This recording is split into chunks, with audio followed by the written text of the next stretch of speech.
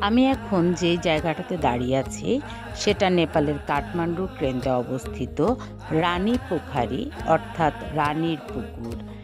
হাতির পায়ের নিচে চাপা পড়ে কনিষ্ঠ ছেলের মৃত্যুর পর শোকার্ত রানীকে সান্ত্বনা দেবার জন্য রাজা প্রতাপ মল্ল ১৬৭০ খ্রিস্টাব্দে এই বর্গাকার পুকুরটি নির্মাণ করেছিলেন।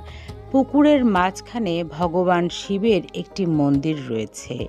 নেপাল ও ভারতের বিভিন্ন পবিত্র স্থান যেমন গোসাইকুণ্ড, মুক্তিনাথ, বদ্রীনাথ, কেদারনাথ থেকে জল এনে পুকুরে ঢেলেছিলেন রাজা প্রতাপ মল্ল।